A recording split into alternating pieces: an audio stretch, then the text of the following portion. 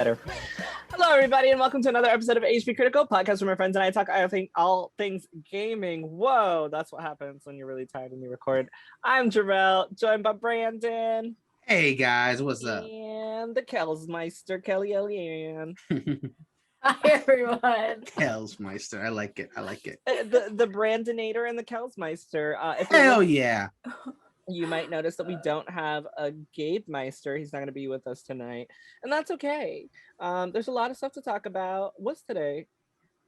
Thursday. It's the 1st of July. It's the 1st of July, and thank you, Brenda. It's the 1st of July for the date that we're recording this, which reminds me that it's Bidoof Day. So the 1st of July is apparently Bidoof Day. That is why I'm wearing my Pokemon shirt for those watching.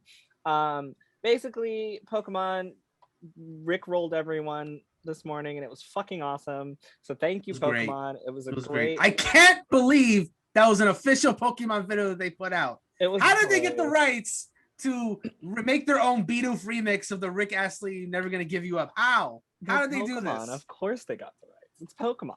I guess. Oh man. They can ask for anything, and I can't think of any person or any studio that would be like, no, because Pokemon is massively successful. You know how many people are gonna then also rickroll this, and he's gonna get more money and more YouTube plays? Like, come on, this is. I guess so.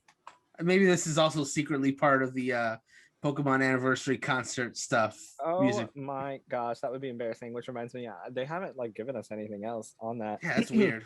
Anyway, so have either of you played Cozy Grove? I've not really heard of. Is Cozy that Grove. the Stardew Valley thing? Yeah. Similar. Okay, yeah. It's like a farming kind of thing. It's more Animal Crossing, I guess. Okay. But they're like dead people around. I started it. I haven't gotten really far, but there's an article at Kotaku titled "U.S. Healthcare is so trash, this game's localization needed changing. Cozy Grove's critique of capitalism is right on the money," written by Ian Walker. Cozy Grove is, here's a quote. It says, "Cozy Grove, which launched back in April, is a wonderful little simulation game about setting up camp on a charming haunted island. At some point, one of the several ghosts that you can meet over the course of the game underlines the importance of making friends with a scary hypothetical. What if you get sick and need to crowdfund your appendectomy?" So the reason I brought this up is because guess what? That shit actually happens. Yeah, I can for sure. It does. Yeah, unfortunately here in the US, actually, I'll just finish what the article says. It says the scenario is unfortunately an all too real reality for many Americans, despite living in one of the richest countries in the world. More than 1/4 of the campaigns on crowdfunding site GoFundMe between 2010 and 2018 were related to alleviating healthcare costs in the United States, according to a recent study by the American Medical Association. Additionally, 18% of Americans have donated to a healthcare-related crowdfunding campaign at some point over the last year. Social research organization NORC at the University of Chicago reported in April. The study also found that almost 40% of those donations came from households that make less than $60,000 a year. So that you have literally people making less than $60,000 a year donating to help other people because of healthcare costs. And it comes to a point where when this game was released in Spain, a country that has public healthcare, a one-to-one translation of the crowdfunding reference wasn't going to work. So instead, and this is back to the article, the folks at the localization studio Native Prime changed the ghostly NPC's line to a more innocuous statement about keeping friends around in case you need help moving furniture. They highlighted the adjustment on Twitter back in May, but it was brought to the attention recently by Cozy Grove co-writer Chris Ligman, who praised the localization and rightfully pointed out how terrible it makes the United States system look. So I don't want to talk about the US healthcare system or crowdfunding for any of that. What I do want to talk about is localization changes that have to happen based on the differences in culture or location and the way that things work. In this case, do you guys feel like localization was, obviously they think it was proper, do you think that really changes anything in the game? Do you think they should have left it so that other countries can understand how horrible, I say with quotes because I need health insurance, how horrible the situation is for health insurance in the United States? Do you feel like it should have been left? Do you feel like this should happen more often, that localization should change based on the area where the game is being released? How do you feel about it? Well, it's not necessarily something that, I mean, that's part of the localization process, right? Because localization, contrary to popular belief, is not just translating what happens word for word, it's localizing it. So making it fit for the audience that it's being presented to. Now, in this particular case, this is highlighting, how shitty American healthcare is. So if that's the message that they want to put out, then I would think that would be something that they would want to consider for localization when going to other places, if that's the mess they're highlighting. But if that's just a consequence of what the game structure is, then maybe it's a different story.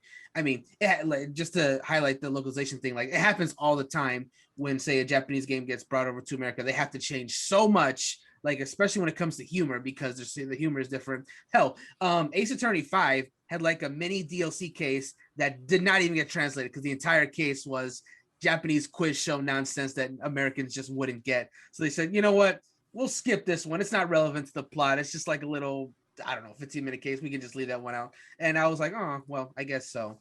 Yeah, it's just stuff like that. Like localization is meant to just make it sense for the people that are playing it. And in this case, like if that's the point of the game, then maybe the localization probably shouldn't have gone as far, but I really can't speak of it. Like, again, this is the first time I had heard of the game, so I don't know what the message was, if that was meant to like go to either other countries, that particular message of like how bad the healthcare is, or if that was just, part of the English part of localization or original source. It doesn't seem integral to the story. Like, it seems like something that like healthcare isn't part of the story. The part of the story is like having friends. So I think you can pretty much, that's an easy thing to localize, but some games, like, it's pretty integrated as part of the story. Like if that was like actually the mission was to like get healthcare, then obviously you couldn't localize that. But I think in this scenario, it sounds like they found a good way to put it. I guess, to be honest, having friends to help you move is also something that people in America could, also need help with. But at the same time, we're in the middle of like a housing bubble. So I don't know. Things are just bad on all fronts here. I think that's what you're really making me think. Oh God. And yeah, I think the localization in this instance was like pretty, I don't know. I like when jokes like comment on, or not jokes, but games comment or like make jokes on like the actual real life stuff. I think that's pretty cool that they even made a comment on it at all. And yes, I have donated to plenty of GoFundMe's for people's cancer treatments and wheelchairs for literal children that can't afford a wheelchair. Like, okay, this seems not dystopian at all. Whatever. Totally normal. I think this is great. But I thought this was so interesting because of exactly what you said, right? Like I feel like this is such an integral part of the US currently that obviously the creator was like, oh yeah, totally, that's fine. Like the article says he was okay with it. But if it were me, I feel like I would kind of want to leave that in there because I might follow up with like an explanation of that, but I feel like you don't need to kind of explain. I feel like that was pretty self-explanatory. Like you're gonna have to crowdfund help for if you need an appendectomy, and it's as simple as a crowdfund Google search. And I feel like that's such a great point to point out to the rest of the world. Like this is what we're dealing with, because I think a lot of times we are in our own country's bubble and we kind of miss what's happening elsewhere. And in this specific situation, I kind of wish it was left there so that everyone else could laugh at us for being trash. Yes? well, no, I feel like they already know. Like, have you seen like, true. like there's like Twitter exchanges where someone's like, people in England be like, it's Tuesday, isn't it?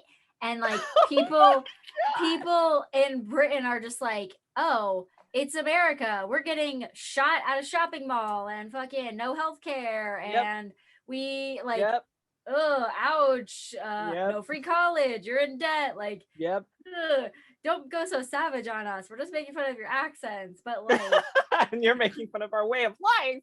You're literally making fun of me being poor. That doesn't I mean, seem we right. make fun of ourselves too because we know that everything here is bad. I shouldn't say that. Not everything here is bad, but you know what I mean. Yeah.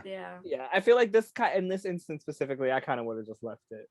Like, yeah, no, they don't have healthcare over there. They're kind of trash. They do, but it costs so much they can't afford it. So then they got all the people making. We've got healthcare, but all the only people rich making people get so to little live. money are the ones that are donating. That's crazy. You know what else is crazy? What else is crazy, Jerel? The Sniper Ghost Warrior press event happened, and it made this person pretend to kill Arabs, and they hated it. This is an article from thegamer.com written by Eric Switzer, and it says a recent press event for Sniper Ghost Warrior Contracts 2 highlighted just how casual American culture is about violence towards Arab people. Here's a quote from the article. It says, "There's nothing media types like myself enjoy more than an in-person event. They're always a great opportunity to learn more about upcoming games, chat face-to-face, etc. Blah, blah, blah." We're going to move down a little bit. Of course, the pandemic changed everything. The last event I made it to before the lockdown was PAX East in March 2020. So moving right along here, the last one he went to was PAX East in 2020. This was the next one that he visited. And the article says, "I had no idea what to expect when I got there, partially because every press event is different, but mostly because the PR company running the event had been intentionally vague in the weeks leading up to it. I'd get funny emails that said things like, 'Hope you have a blast and make sure you wear pants with belt loops,' which is an oddly specific request. I figured I'd get to play the game and chat with devs, but after that, who knows? Was I going to get to fire an actual sniper rifle? My mind was racing. Drove down on Friday, blah, blah, blah." We're going to move forward a little bit. The strategic operations facility looks a lot like a set you might see in American Sniper: Lone Survivor or any other military propaganda film. The streets are paved with dirt, they're broken down, abandoned vehicles are covered in grime, and the short featureless huts look like they are made out of mud. It's the Middle East as we're often shown it via Western media. A gross, twisted doppelganger that doesn't actually represent life in that part of the world at all. A series of nondescript yellow circles hang in one window, demonstrating that art does not exist in this society. A pile of rotten meat sits on a nearby table next to a decaying pig head because the people here eat filthy, apparently.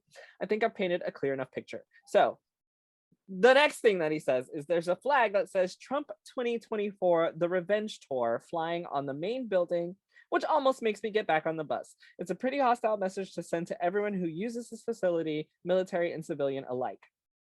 Between that and being told that no one here will be wearing masks, I gave up my guard immediately. So essentially what happens is he gets to this precedent for this video game that's coming out. There's a huge flag that says Trump 2024, the Revolution Tour. And basically there is a setup of what the media presents as the lifestyle of an Arabic person and the Middle Eastern and what we would see that as. And then you run drills and you're learning to essentially kill people dressed up as Muslims. This is the press event for the video game titled, what did I say the name of this game was? Sniper Ghost Warrior Contracts 2. Sniper Ghost Warriors Contracts 2. Thank you.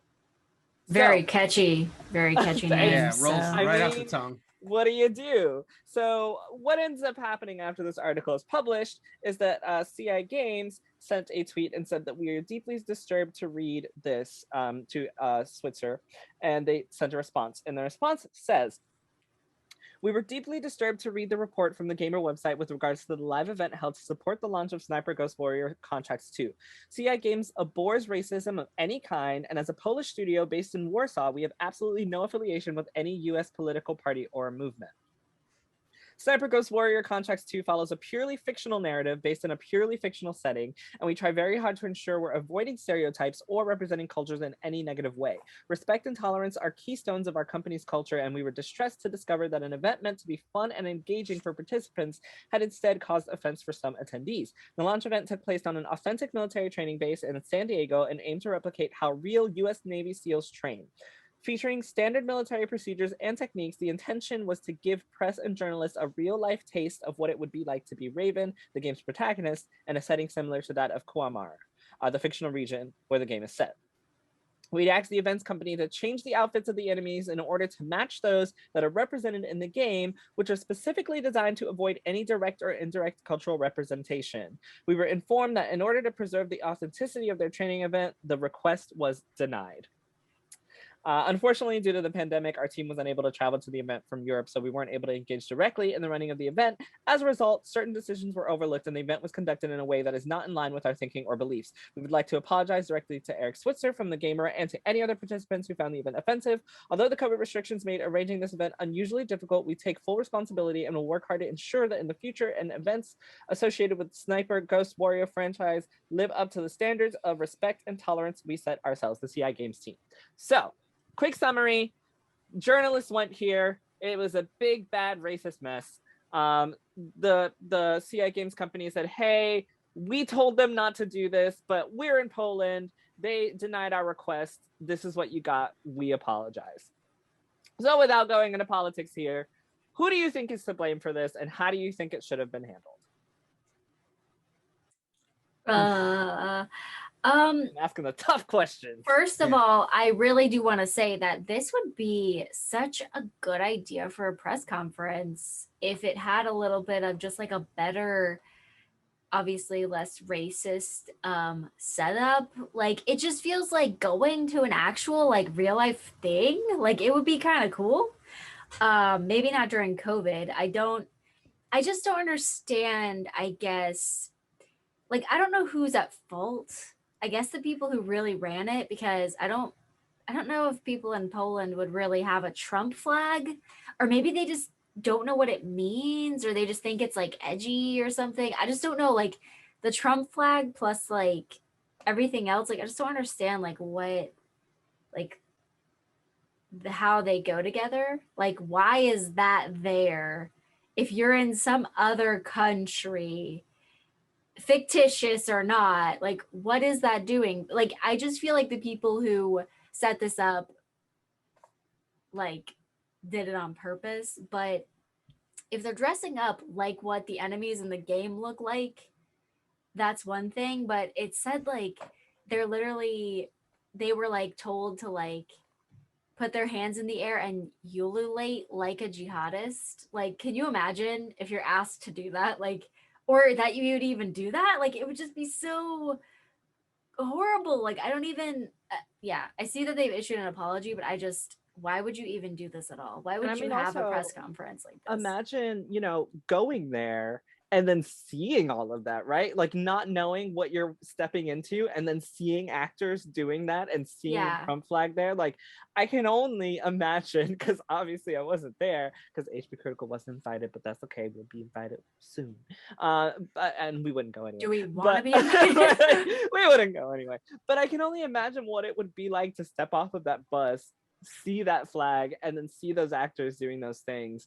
And I think it's very, very different. Like, of course, we've all played Battlefield and Call of Duty, etc. If you're having a press event, it could be really cool to create a press event like that. It's like going to E3 and seeing the huge Zelda section, right? Like everything is made like Zelda, like you're there. Like that shit could be awesome. But this just sounds like really poor planning, and it sounds like people kind of. I agree with Kellie. It sounds like the event holders kind of went like, oh, okay, let's throw everything in a bowl and pick out all the racist shit we can and all the shock value stuff that we can, right? And then someone was like, oh, let's add a Trump flag. Trump 2024, he's gonna come back, and we're gonna have the actors do weird undulations. It's gonna be crazy. Like their minds are gonna be blown. And they were blown in a way that I think was appropriate, which is, wow, this is super racist. And I do feel for the CI Games team, but I guess the only way we'll find out how this works out is when the game comes out to see what the enemies actually look like. Yeah, I guess so. Yeah, I don't have too much more to add to that. You guys pretty much said it. It's just, I don't know who, to answer your question about who's to blame, I'm not really even sure, like, how to answer that, because it just seems like, it was a potentially, let me not say it's a good idea. It's a potentially good idea that was just mishandled absolutely poorly and just rubbed so many people the wrong way that I don't even know if it was worth it. But maybe it is, because I had never heard of this game before you'd mentioned it today. Now I have. So your mic went out. Okay, there you go. I'm good. Okay, cool. Yeah. They say all publicity is good publicity. We'll see. It's a game I hadn't heard of, and now I have, so we'll see. Yeah, I that really rings true, because I had never even heard remotely of this franchise, and now I'm like, honestly, I'm about to look this up. Like, I gotta see. Now we all gotta play and see what the enemies look like. Well, no. Not play. We videos can do that for us. We don't need to play the game. Videos. You're right. Yeah. Play the game for free. We won't gotta. Never mind. So, Nintendo Wire has an article about Pokemon Go. You guys play Pokemon Go, right? Once I play it maybe once every few months now. As long as you've Yeah. played, like, you know Yeah. what the game is, you know the Sure. premise of the game. So of course, during COVID, there were a lot of new things that happened that changed the way that the game was played because obviously people were not allowed to go out. There was incense effectiveness that was increased. Buddy Pokemon and gifts were worked to give more gifts a day. And then Pokestops and gym interactions distances were changed so that you didn't have to, you know, go around people, be around buildings, etc. All of those features are now being reverted currently, and fans are not very happy about this. Do you think that Niantic should have left these features in play for Pokemon Go, or do you think it's, you know, things are returning to normal? It's time that things go back to the way they were. You know, the best comparison I could make to this situation, and I'm going to talk more specifically about it in a second, but the best comparison I could make is kind of what was happening with movies in general during 2020 and I guess early here in 2021, where, you know, theaters couldn't, you know, theaters were ostensibly closed. Most of them were, so people couldn't really go to see the movie. So the movie got delayed, and if they didn't get delayed, they would go on streaming services. Same day, we had the HBO Max thing where you can get it same day, or Disney Plus where you get a premium to watch on Disney Plus. That's not going to last forever, but I think when it finally goes away, because theaters, you know, for some movies, I think it will stay, but for I think a lot of movies, they will really want to prioritize that theater experience. And I think that is going to rub people the wrong way because now they've gotten used to the idea of not having to leave their homes to watch the newest movies. And I think that's going to be that's we're seeing that now with this, I think, with Pokemon Go. And now to answer your question about whether I think it's a good idea.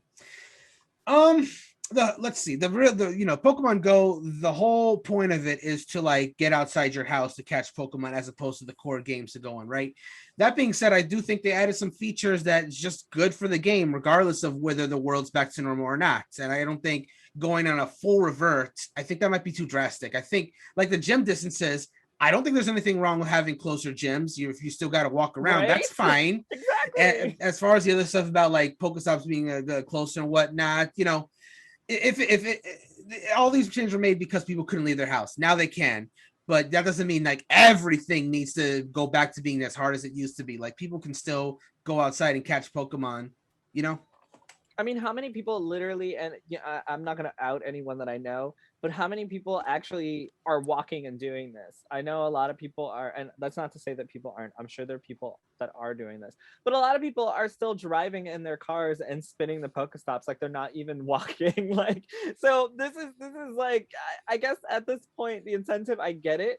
But I think, Brandon, to your point, I agree with you. I think this is so unnecessary, and I am going to be that person that's going to be mad when they want me to go back to the movie theater when I could just watch it on my really nice TV that I paid a lot of money for, and the soundbar that I'm going to turn on and not have to go pay $24 for tickets at the movie theater, because there are some movies now that, you know, are only in theaters, and I'm just like, why? Like, just, I'm already paying for so many services. Let me watch that shit in the comfort of my home when it first comes out. I personally And love going to the theater, but that's just me. I do too. And it's Yeah, but you want the option. Like, exactly. Sure. Like I agree. There you go. I want to know. I want to be able to make that choice, right? Like there are some movies that I just want to watch in my room. Like, leave me alone. Sorry, Kelly. No, are you done? Yep. No, I think that like a lot of things that we've been given over quarantine, we shouldn't just go back on. Like working from home, like I'm doing my job just fine. Like my job is pretty, you know, flexible. We don't really have to go back until December at the earliest, and that's amazing. But like, what about people who can't? Like, you don't live near your job. You moved during quarantine. Like, I just feel like a lot of these options are really helpful to certain people who can't drive or a lot of this stuff. And it's like, why would you take away that? I know we're talking about Pokemon Go, but like that is just one thing that I would probably start playing again if I didn't have to walk, you know, 5 miles or something to go to a gym. Right? Yeah, I don't even know where there is one. Like there's not one like for at least a mile or two away from my house. I ain't walking that far, you know? Like, and I could drive over there. Anyways, but the point is like you're gonna have more people playing your game the closer it is. You're gonna have probably more people watching your movies. Like, okay, The Conjuring, The Devil Made Me Do It. It came out on HBO Go and also in theaters. I think it's also in theaters, right? Yeah. Yes. Okay. I like the Conjuring movies. I love horror movies. I watch a lot of scary stuff. I was never gonna go to the theater and see it. but I watched it on HBO Go. You know, I'm like sometimes I'm not going to go to the theater for something, but I will watch it. Yeah. And like that's just something that I probably wouldn't want to go do right now. I've seen one movie since COVID. Uh, Scott Pilgrim, of course, Hell yeah. re-released in theaters for the 10-year anniversary. But like I nothing should have seen else. it anyway. I think it's over now. Anyways, Yeah, it's over. I know, no, but I should have gone to theaters while I was back. it was great. Anywho, it's a video game movie. It's related to Jerel. Shh. No, I think this is I'm great. I joking. know. I I'm still need to joking. watch it. You should watch it, damn it. Anyways, but I think that like nothing should we go all the way back to the way it was. Really, if it's Pokemon, I don't think we should go back to like just the plain old vanilla fucking Pokemon Go. Like you want people to continue playing the game, you need to leave some of those good features. The same thing with movies. You got to give people an option. It's just Same thing not with working, like you said. working. Like people want those options. Like we've gotten used to this now. Like Yeah. Been over a year. yeah, unless you're in a position where you're like actually serving someone like a plate of food, or like Or you're something like at that, a store, like retail or food service, like those people obviously still have to be there unless we're gonna put robots. I guess I think that's a few years off still. But like people don't have to be at work. We're literally like carbon emissions are down, you know? Like exactly. You know what? Pokemon Go, make the stops closer, cutting down on carbon emissions. Enough said. Enough said. What a great time for me to segue into the next article, which is from Xbox.com, actually. Xbox Cloud Gaming now running on Xbox Series X, expanded PC, and Apple devices now available. So I am an Apple fan. If you guys hadn't noticed, I do have all Apple products. And for a while, Xbox Cloud Gaming was not going to be an opportunity on Apple because of Apple being ridiculous, and I'm not going to go into it. Actually, I'm going to go into it very quickly.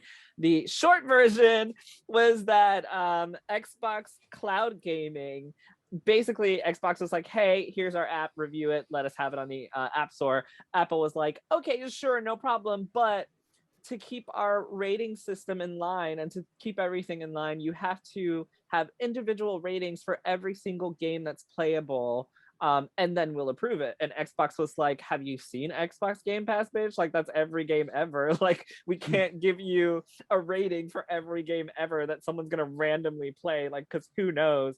And Apple was like, okay, well, I guess you can't have Xbox Cloud Gaming. And Xbox was like, well, I guess we can't. Now, since then, some shit's gone down. I don't know what happened, but now apparently they've come to some form of agreement, because now Xbox Cloud Gaming is now available on Apple devices. And in my opinion, it's one of the smartest things you can do, because Apple definitely has millions of users on their iOS and the App Store. And if you want to, we kind of talked about this before, but if you really want to tap into the mobile market, you have to, like, it's almost unavoidable. You have to get on the Apple App Store. So Kelly, I know that you have an iPhone. I have an iPhone. Brandon does not have an iPhone, but one day I'm going to convince him to get one. Good luck. I have an iPhone, a MacBook, and an iPad. So we are. And Gabe also has an iPhone. So would you, Kelly, ever play Xbox Cloud Gaming? Anything on your Xbox or PC from Game Pass? Would you ever take time to play those things on your iPhone? I think, I've played Call of Duty Mobile. I really liked it. So that's your answer right there. I played it on a phone. Like, I would definitely play some of these games. To be honest, what I've noticed recently is that since I have kittens right now, I've mentioned them multiple times. They're adorable. I think that I'm not like sitting at my computer a lot anymore. Mm-hmm. So if I kind of like just want to like lay in my hammock with a kitten on me and like play a game on the iPad or my phone, that sounds like pretty freaking good. Like, I don't have to be sitting at my boring desk, like playing with a mouse and keyboard, or at a console. Like, I can just be like in public, even playing a game. I think I would use it. I think that especially like on the iPad, I think that would be like really awesome, to be honest. Like, you can just use like a giant screen to play whatever. I mean, I can't even think of any games that I would play. The example currently here, I'm holding up my iPad for anyone watching. I played Kingdom Hearts 3 on this bad boy.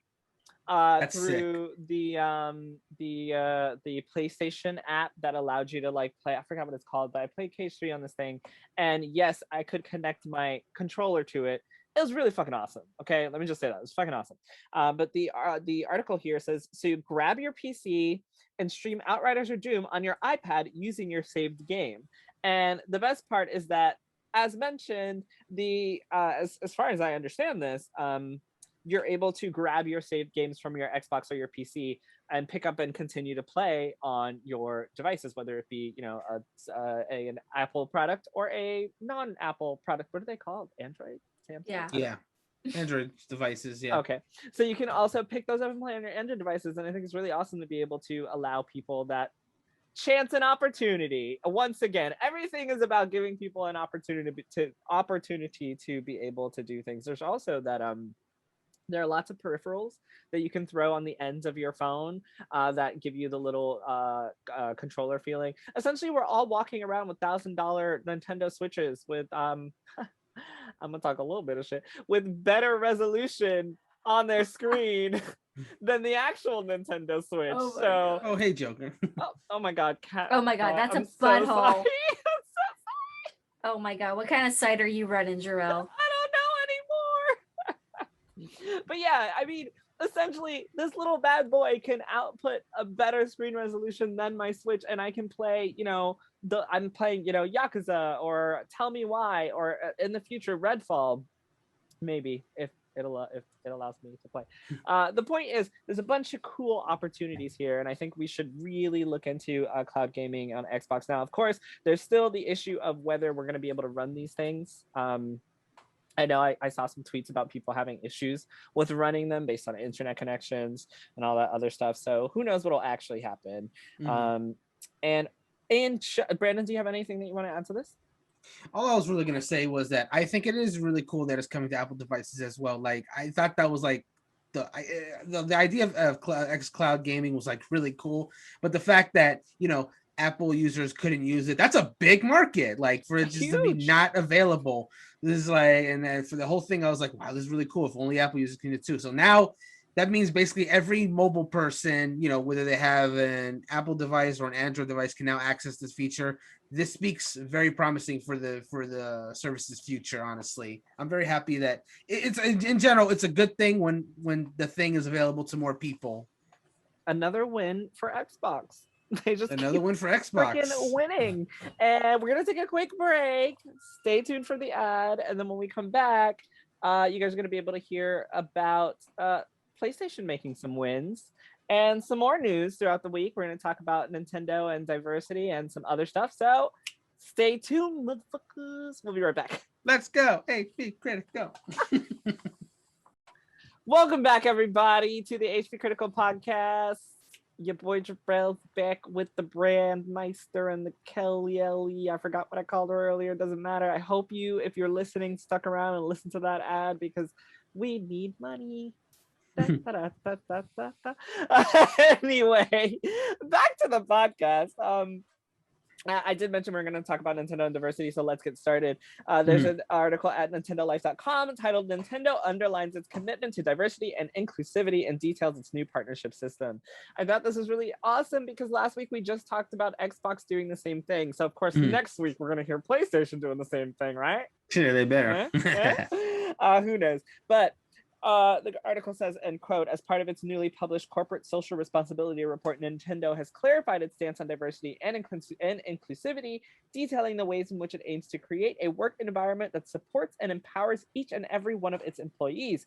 A 2-page spread in the annual report highlights several initiatives Nintendo has established to support employees and work towards improved diversity, equity, and inclusion. Examples given include Nintendo of America's employee resource groups, or ERGs, such as Black at Nintendo Dialogue, band, which researches and creates volunteer opportunities for Nintendo of America and its employees to engage with the Black community and raise awareness of the company's DE&I activities. Another ERG, Nintendo Women and Allies, supports female employees by offering a variety of empowering opportunities that help promote women's careers. This includes presentations from women in management positions, cross-departmental communication to promote leadership, presentation skills development, and networking. A major focus of the spread, however, talks about the introduction of the partnership system, which is a new initiative that was introduced in March of this year to ensure that employees are treated equally regardless of their gender or sexuality. Excuse me. And here is the full statement. I'm going to read a portion of the full statement. In our code of conduct for employees in Japan, we'd already established that we do not discriminate based on race, ethnicity, nationality, ideology, religion, creed, origin, social status, class, occupation, gender, age, disability, sexual orientation, or gender identity, prohibiting all forms of discrimination. In addition, with the introduction of the partnership system, we took the opportunity to revise our internal regulations regarding harassment to clearly prohibit discriminatory comments based on sexual orientation or gender identity, as well as disclosing someone's privately held sexual orientation against their will. I'm gonna stop there, but let me just say this is so much more in depth than what Xbox has shown us before. What any company I think has shown us before. They've definitely, you can tell rather that they've definitely looked at what needs to be done, or at least they've listened and they've noticed from what other companies have fucked up on, right? Because they have their initiative to get Black creators into the space and to be able to teach them and make sure that they're protected at the workplace. And then the same thing with gender identity and sexual orientation. Like those are two really big things nowadays, right? Yes. And for them to be specifically to comment on exposing someone's sexual orientation against their will, like things that are very specific like that, to me, when you're writing these rules, let me know that you are attempting to foster an area where not only are these people more than welcome to and invited to apply to be hired, oh my god, but also that you are actively attempting to create a workforce and workplace where they will be safe and comfortable. And I had to, of course, shout that out because this partnership system sounds fucking amazing, and now I want to work at Nintendo. Especially because this was a part of what they added to their Japanese office. And, you know, sometimes Japanese people as a culture can be a little racist because they don't necessarily understand everything. I'm not going to go into that whole conversation. The point is, different places can be racist based on their own experiences or prejudice, etc. And so it's very important when you have locations that are culturally different that can recognize that and still protect those people that are a part of that community. So I'm done. Anybody want to jump on that Nintendo's awesome bandwagon? I think that, like, I mean, obviously I'll let Brandon go last because he is going to, I'm sure, have a lot to say about Nintendo. Not as much as you might think, but go on. Oh, okay. Well, anyways, I was just thinking because I thought that there had been a ban on same-sex marriage in Japan. So I looked it up and they actually ruled that unconstitutional in March of this recently. year. Exactly. So yeah. I think that this, like, they're already like putting these rules in place, and like I don't know, I feel like it's like such a good like this has been a really good year, like for like LGBT gay people. Yeah. I mean, yeah. Yeah. But like I'm just like, I didn't In know some that it aspects. happened this year. Of course, well, I mean, like I feel like that's in Japan specifically. It's been a really good that's year. a big deal. You can like work at Nintendo and like have like laws that protect you and your privacy. And then also the same-sex marriage ban has been overturned, or not overturned. Was ruled unconstitutional. I don't exactly know yet like what actions have been taken. But still, I mean, this is like huge. This is like huge. And I think a lot of it comes from kind of like the fucking past year that we've had. Like, I mean, you're gonna like tell someone their like relationship is or like their relationship is like banned. Like people are dying of an infectious disease. Like what are you talking about anymore? And Exactly. I think that like, I don't know, this podcast has really touched on a lot of the stuff that's happened in the past year without really like, we haven't really talked about that specifically, but what I'm realizing is like a lot of stuff has changed. Like things are more available to people. You can watch movies at your house. You can like, you know, I don't know, have protections for things in countries where it was banned earlier this year. Like things are really changing right now, and it's really amazing to be on the other side of this and watching this happen, but also like honestly, I'm really proud of Nintendo. I think this is amazing. I think that like they're really being open about this. Yes. And it's really cool to see this. I hope that other employers will follow suit because I feel like a lot of talent gets wasted because you're afraid to work at a company like this because you're afraid of discrimination. You're afraid that you'll be outed. You're, you know, afraid that you won't have the same benefits, you won't be treated the same as everyone else. And hopefully this will, you know, they want to get all the talent that they possibly can.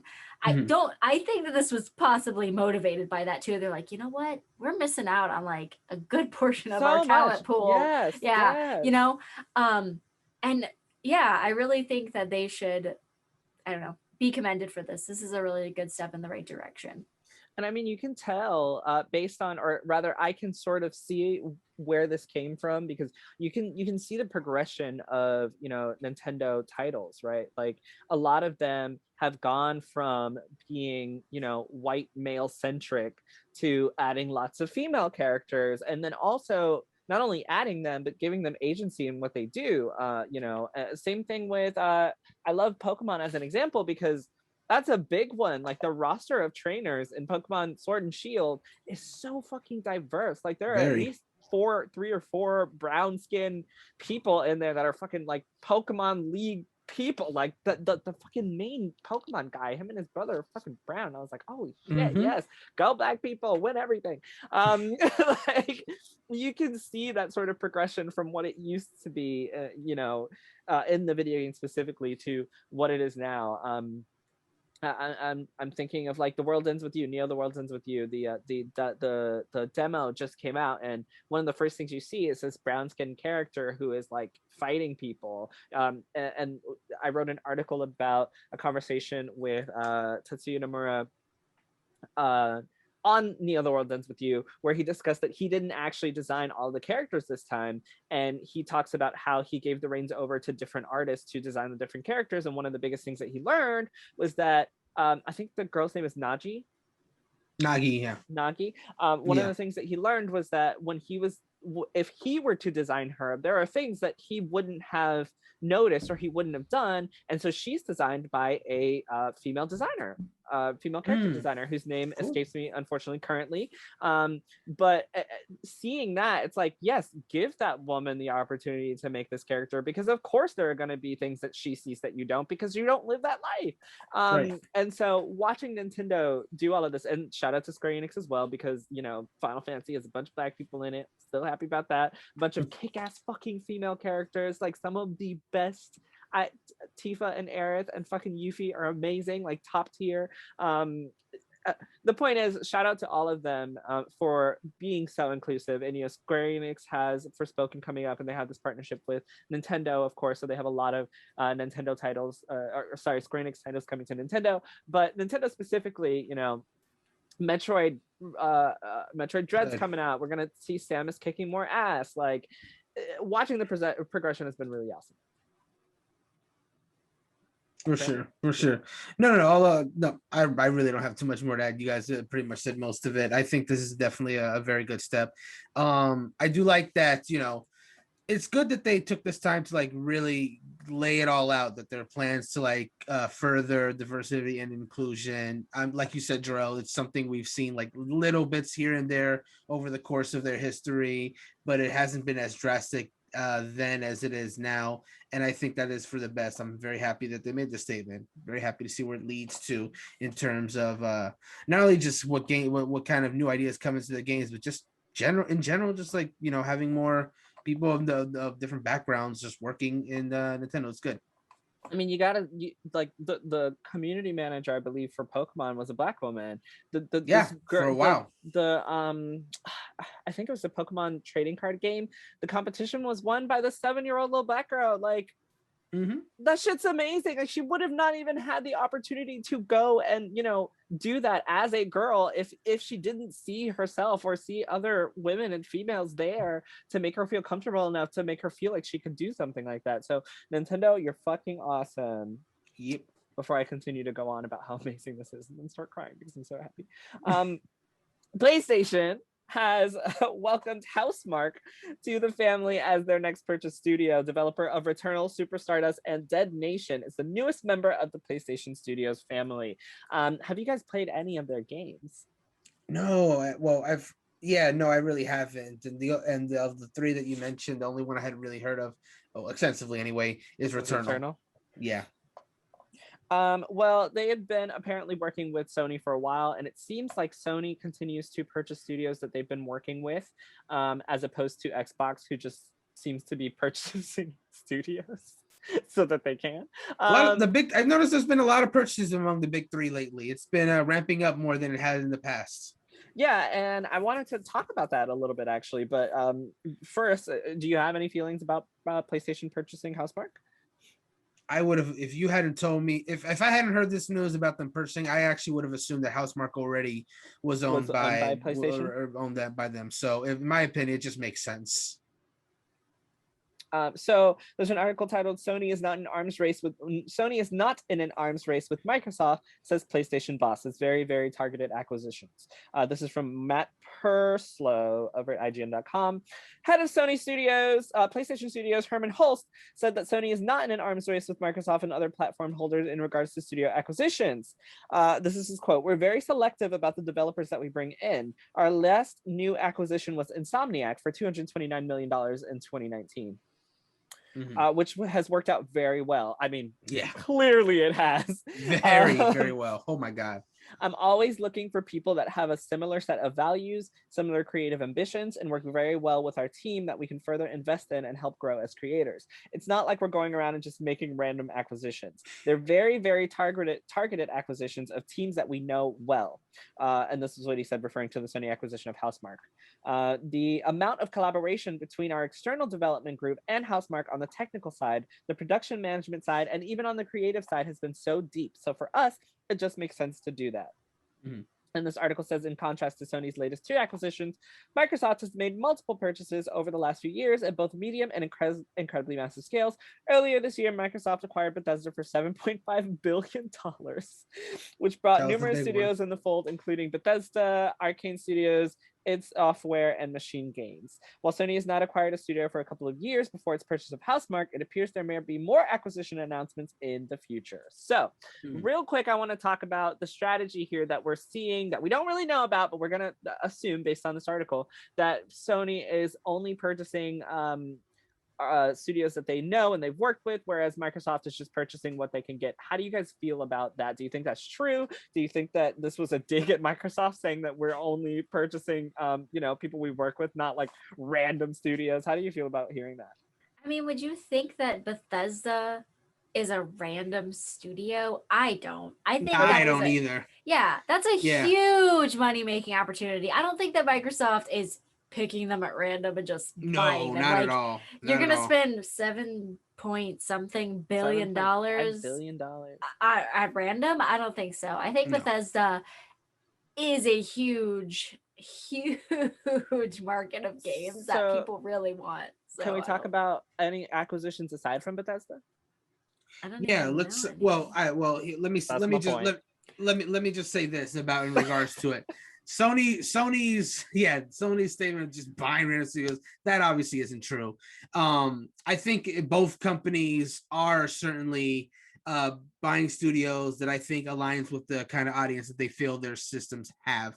Like, for example, Housemark, again, I already assumed they were aligned with Sony, so them being bought by Sony just makes sense because it seems to align with their vision. With Microsoft, there aren't too many of their companies that they have bought that were making games exclusively for them. So that's where it gets a little weirder, but it certainly makes sense for them to buy them, because having those games from some of those specific studios in their pockets so they can continue making games for their platform is just a smart business move in that regard.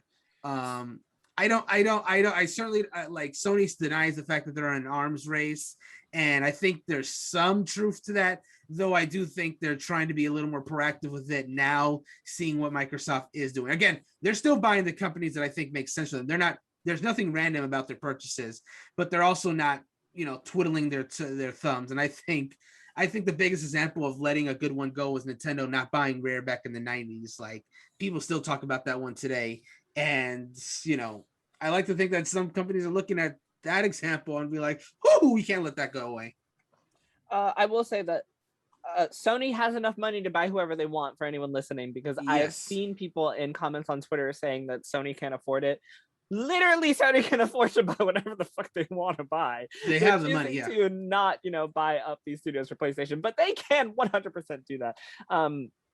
The other thing I was going to say about this is it's so crazy to hear the amount of money that, Insomniac was purchased for, and then looking at how well these games are doing for PlayStation versus the amount of money that, the studios that they got, the Xbox purchased for billions of dollars. And then we don't necessarily see or rather we haven't, and correct me if I'm wrong, but we haven't seen the outcome of this yet. Like, they haven't produced any games yet, correct? No, not really. Nothing's been released, but go on. Sorry. No, I was just gonna say I can't wait to see how this $7.9 billion plays out, as opposed to how this, I forgot the number, however much money they purchased for Insomniac has been doing really, really well for them so far. So it's gonna be really interesting to see where this goes further. A few more things on the docket here. Watch parties are now rolling out on Android and iOS devices near you for Twitch. So guess what, guys? If you're listening to this, you can watch all of our HPCritical content with friends on watch parties on Twitch. That sounds fucking awesome, does it not, guys? Watch parties in general is just a good feature to add to any kind of streaming services. Like, honestly, I've used Group Watch a few times. I've used Party Watch a few times. It's not a big deal, but when you can actually get some friends together to like watch it together, it's fun. I like doing it. So I think we talked about this a little bit before, but Tilda Swinton, who was cast in Doctor Strange, don't know if you guys know, but she wrote an email. Well, I'll just give you a little bit of tidbit about this really quickly. So it's titled, Doctor Strange Swinton doesn't regret asking Margaret Cho for Ancient One advice. This is from CBR.com, written by Sandy Schaefer. Tilda Swinton says she doesn't regret asking Margaret Cho about the criticisms of her casting as the Ancient One in Marvel Studios' Doctor Strange. Short version of this is that she got casted, and then she sent an email to Margaret Cho asking why Asians were mad that she got casted. But the weird part was that she did not know Margaret Cho. So Margaret Cho was like, what the fuck? This is really weird. Like, I'm not going to be your token Asian lady to answer your question about why Asians are mad at you. This is super weird. Recently in this interview, Swinton says that she does not regret sending that email. And I'm going to, here's a quote from the article. It says, I was embarrassed that I had maybe gone up a blind alley in starting the correspondence in the first place. Maybe I had confused matters, but beyond that, I have zero regrets. She referred to it as a hot moment before elaborating, but the way in which people get listened to is by speaking up and getting hot, and sometimes it needs to get messy. So that was her response. She says she doesn't regret this. How do you guys feel about what she did and said? It wasn't like I can yeah, a lot of this sounds disgusting, but I'm really trying to put myself in her shoes in this situation. You're an actor and an actress, you get this really big role, you're happy about it, you get immediately backlash just because you're the one that got picked for the role, and you're just desperately trying to find answers and I don't know. Maybe she felt she had no other. The first Asian that's an actor that you didn't know her, and that's the weird part about this. That's the really bizarre thing about this whole story. But I don't know. Maybe she was like that, really desperate for like answers, and whoever she thought would have those answers, and just went to it. I don't think there was more thought to it than I just need answers, and that was pretty much it.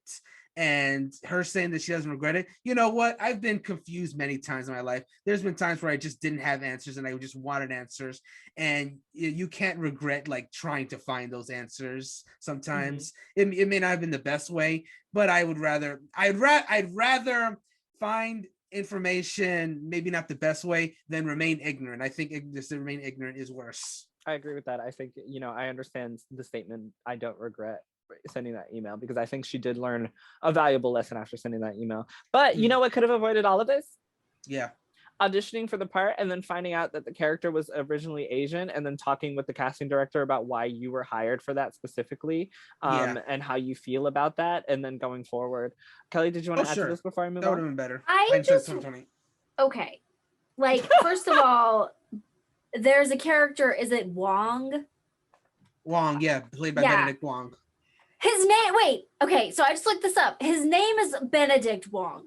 Yes. Benedict. So there was 2 people in the Doctor Strange movie named Benedict. What the fuck kind of coincidence is this? There was Benedict Cumberbatch and Benedict Wong. What fucking universe?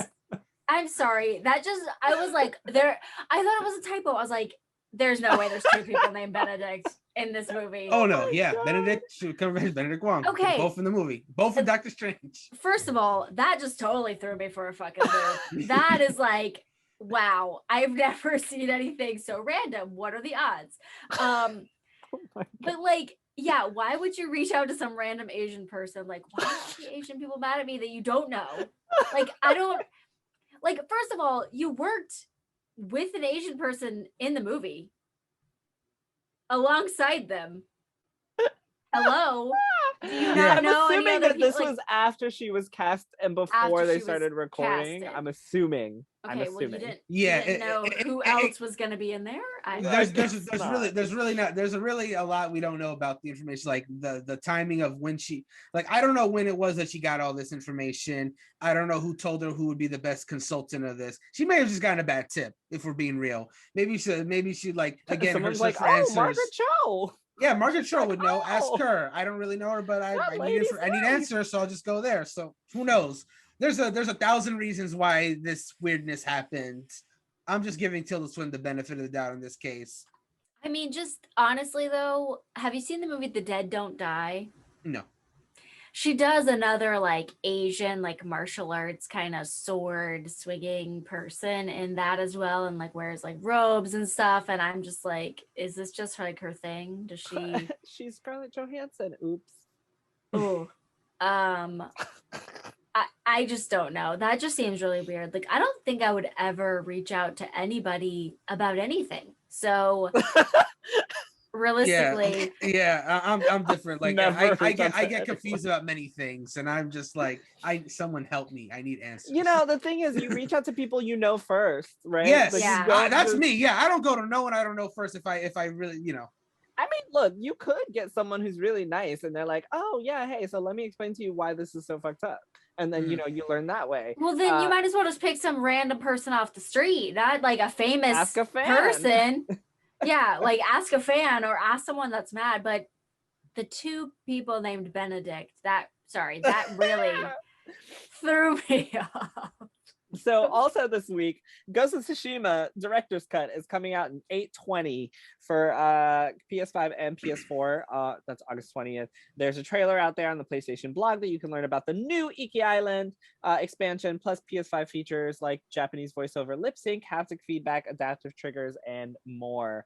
Also, Sony is there's an article at Kotaku titled "Sony charging devs at least $25,000 for PlayStation Store visibility." The sole reason that I brought this up is because you guys know that I don't like when articles are clickbait. This is a very clickbaity article, and the reason that this is a very clickbaity article is because in the Twitter comments, if you go there, the first thing that you'll see is that it also says in this article, Microsoft charges similarly for the same thing. So this is a very much a like, hey, Sony's charging $25,000, be mad at Sony. And then you open it and it's like, oh, Microsoft does the same thing. And then also there is proof here that Kotaku also charges $25,000 to have their stuff up front on the store. So I don't like clickbait articles. This was very much a, oh my gosh, let's be mad at Sony, only to find out that basically everybody does it. I wanted to point that out really quick. Before I move on, is there anything you guys have to say about that in general?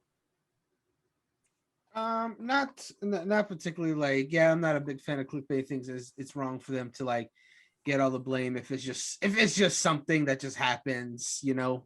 But I do want to just kind of like cycle back to the Ghost of Tsushima real quick, because I just wanted to mention that I do own the game on PS4, but because of timing, I haven't actually played it. So I'm definitely looking forward to this director's cut coming out so I can actually play it. Just for a PSA for everyone that is thinking about it, what's coming out specifically is director's cut PS4 and director's cut PS5. So If you're buying the Director's Cut PS4, it's $60 like the normal new PS4 game. Director's Cut PS5 is 70, typical stuff. And if you do own the PS4 version, there's a few different upgrade paths that you can do. You can go from the PS4 to the PS4 Director's Cut, which is like $20 because it's basically just DLC at that point, like an expansion. You can go from the PS4 Director's Cut to the PS5 Director's Cut afterwards, like $10. But if you want to go, if you're like me and you want to, you have the PS4 version, you want to just go directly to the PS5 Director's Cut, which is, the best version. That's $30.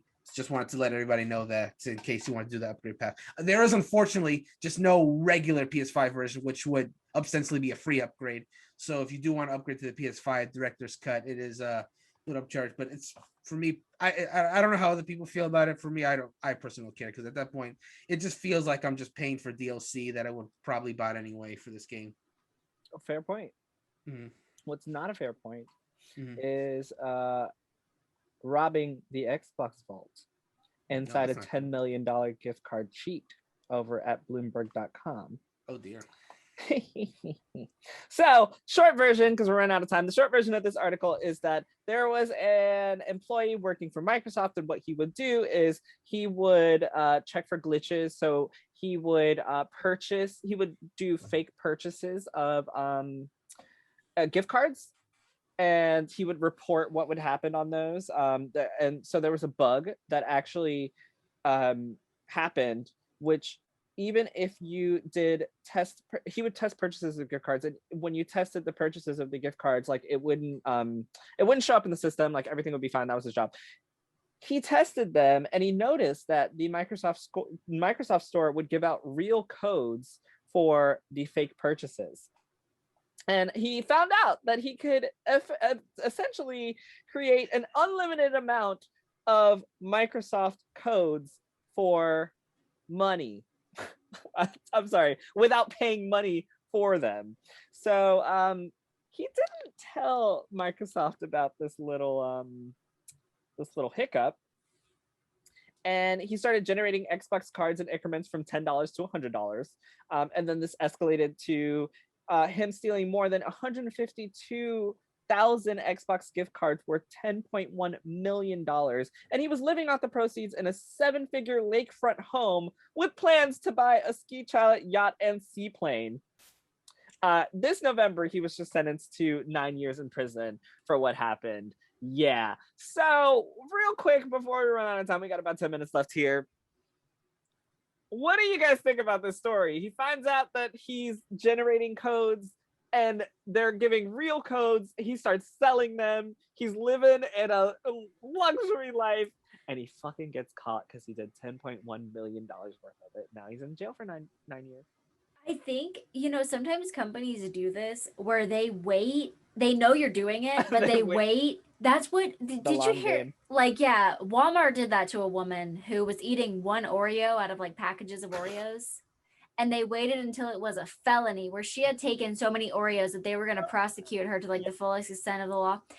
I feel like that's what they did to this person. Do you think that Microsoft doesn't know that they're giving you real codes? Like, I don't, I feel like they knew, but at the same time, maybe they didn't. He was just exploiting them. But like, I mean, cat's out of the fucking bag now. Everybody knows. Right. But like $10 million, you're gonna buy a yacht. Like, people are gonna notice that. Have you ever heard? Exactly. Have you ever heard of the fucking IRS, bitch? They know. Like, yeah, it's like, oh, where are you getting your money from? You can't make more than like 10 grand in deposits of like cash or whatever before people are like, hey, like, that's a red flag. Like, it's literally 10 grand. I mean, honestly, if you stole 10 grand from Microsoft, like, how are you not just sweating every, like, I would have literally been dripping in sweat every time I stole $1. Like I wouldn't go to work anymore because clearly they're gonna catch you, bro. They're gonna catch you. And I just, like, when did he even start? Oh, 2017. So he, like, yeah. Running this hustle for a few years. See, that's the thing. You want to get in and get out. Okay, I don't want to tell people how to commit the crimes. Right. But like, if you like are exploiting this, like, it just shows like kind of how stupid this guy really is. You could have probably gotten away with it. But like, what, you're gonna buy a yacht and shit? No, you fucking take that shit and you disappear. Like, what are you doing? Yep.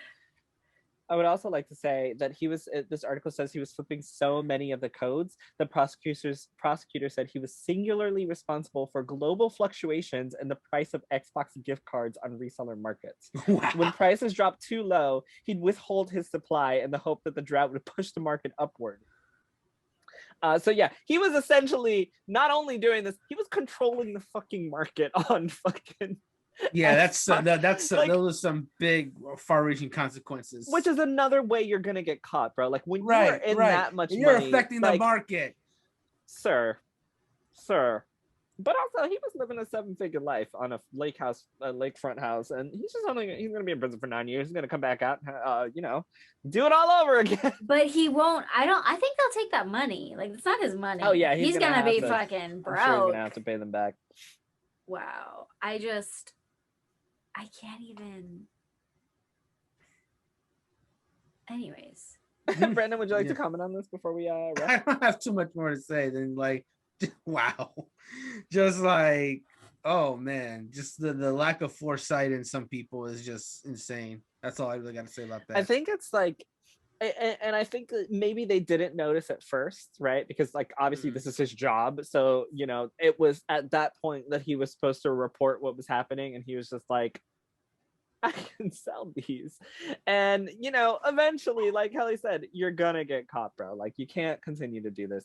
There was literally a Scooby-Doo movie about this exact same thing, where it's just like a bunch. I don't want to go too much into detail which movie it is in case everyone wants to watch it, but it was the culprit was literally government who were supposed to go be digging in this mine for the government. They found gold there, and they decided to not report the fact that they had the gold, and they were just mining it and scaring away people in the mine in their monster costumes. And I was like, oh, okay. And of course they got caught. So I mean, if Scooby-Doo's there, of course exactly. They got caught. Exactly. So our friend Wesley had a tweet that I want to mention really quick in our last few minutes here. And he says, preface, I love Death Stranding. That said, imagine how Sony is feeling having signed Kojima for an exclusive IP all about walking, while Microsoft is seemingly going to lock in their own exclusive and is reportedly going to be an episodic horror game. This comes from a tweet that says, Microsoft and Hideo Kojima have signed a letter of intent. Both sides are interested in to work together if the criteria is met. No indication whether Microsoft will invest in Kojima. The project is cloud-based, and the deal is unlikely to fall apart. This is all a rumor. Let me start by saying this is all a rumor. But if this were to be true, our friend Wesley said, imagine how Sony is feeling having signed him for a walking simulator where Microsoft is going to allow him to create a horror game. His follow-up tweet says, Norman Reedus walking versus episodic horror game by the dude who really, really wanted to make a horror game last gen and created one of the best demos of all time. Any comments on this one? Oh, I'll keep this real brief. You have to, because we got 4 minutes left. Exactly. It's that's just business. Kojima Productions is not owned by either Microsoft or PlayStation, despite people thinking to the opposite effect. So they're free to make what they want. Sure, Sony must probably be feeling a certain way that they got Death Stranding, which is this walking simulator, while Microsoft is getting the cool horror concept that Silent Hills was teasing. And but it is what it is. Like, Microsoft got that deal. Hideo Kojima wanted to make that game for them, or Microsoft commissioned them to make that game, whereas Sony said, make whatever you want, and he did. That was Death Stranding. And what can I say? That's crazy. Until either Sony or Microsoft purchase Kojima Productions, this uneasiness may continue, and who knows? At least good games will come out. They'll just be on different consoles, I suppose. That's all I gotta say. Can you imagine, here, take the money, make what you want to make. I'm gonna make a walking simulator. Excuse me? Yeah, no, that's what I really want to make. He makes it. It does okay, and then you find out a few years later he's making the horror game that everybody wanted. Yeah. From another company. Cut, so excuse me, sir. But yeah, we got the director's cut. I'd be like, nah, buy his ass out. No, fuck that. Someone go to Xbox and do something. This is not okay. Someone steals so many gift cards that you can just. Yes. Steal all the gift cards. Oh, what a great way to end this podcast. Kellie, did you want to add anything before I wrap up?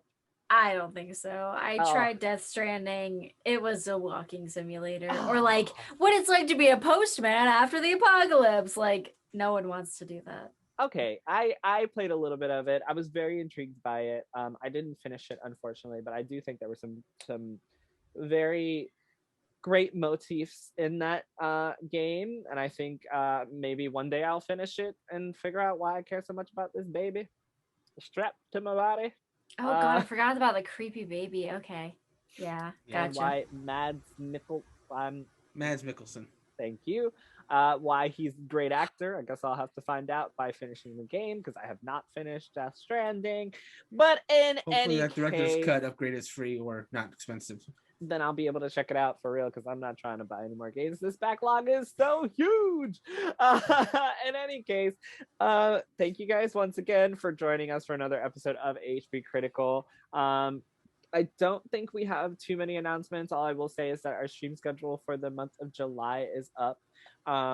You can check that out at HP Critical. I just did a great review for the E1N1 magazine. You guys should definitely check that out as well if you're into old school first person shooters. It's really awesome. They got a Kickstarter campaign that's going to be going on in August. You can check that out.